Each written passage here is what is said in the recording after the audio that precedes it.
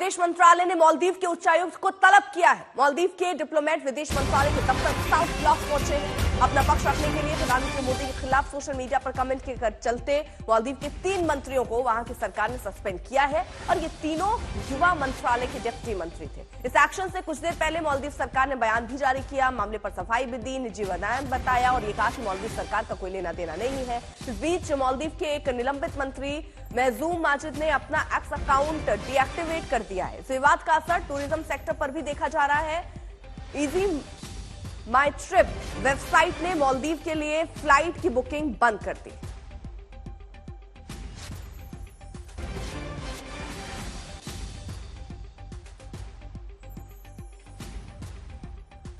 तो फिलहाल एक्शन लिया गया है, लेकिन ये विवाद है क्या और ये विवाद कैसे तूल पकड़ता चला गया?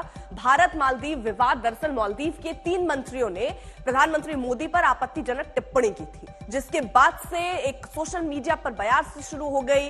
मालदीव के मंत्रियों के बयान पर सोशल मीडिया में तीखी प्रतिक्रिया सामने आई। अक्षय कुमार से लगाकर तमाम बड़े लोगों ने भी इसको लेकर अपना विरोध जताया। भारत ने मालदीव के मंत्रियों की टिप्पणी पर सख्त रुख दिखाया।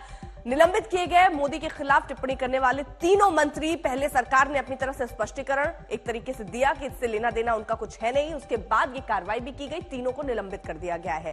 भारत ने एक तरीके से लताड़ लगाई। ये जो नए मंत्री मालदीव के थे, इनको फिलहाल हटा दिया गया, सस्पेंड कर दिया गया। गौरव सावंत हमारे साथ, हमारे सहयोगी और अपडेट के साथ जुड़ चुके हैं। गौरव, ये भारत की ही ताकत है और ये बदलता भारत कि पहले तो सरकार ये कहती है वहां की कि उनका लेना देना कुछ है नहीं, वो उनका निजी बयान, और उसके तुरंत बाद देखिए ये एक्शन, तीनों को हटा दिया गया। और मालदीव ने जांच के आदेश भी दे दिए हैं।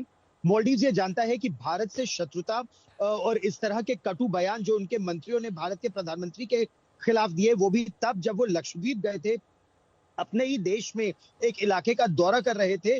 तो इस पर मालदीव अब बहुत बैकफुट पर आ गया है। हालांकि मालदीव के राष्ट्रपति इस समय चाइना गए हैं एक औपचारिक स्टेट विजिट के लिए, और मालदीव ये दिखाने की कोशिश कर रहा है कि मालदीव चाइना के निकट आएगा तो ये भारत के लिए अच्छा नहीं है।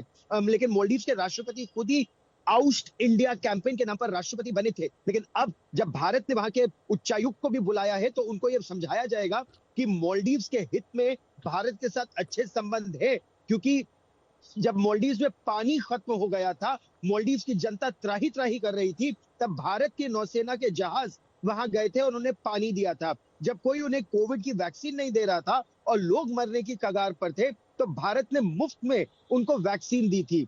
जब मालदीव पर कोई खतरा आता है तो भारत उनकी रक्षा करता है। वहां के लोग भारत आते हैं अपना इलाज कराने के लिए और शिक्षा के लिए। उसके बावजूद इस तरह का आउस्ट इंडिया का उनके प्रेसिडेंट का कैंपेन, कट्टर इस्लामिक आतंकवाद जो वहां तेजी से घर कर रहा है, और भारत के पर्यटन पर मालदीव जो निर्भर है काफी हद तक, लगभग 1/4 पर्यटन कोविड के बाद से भारत से ही मालदीव में गया है।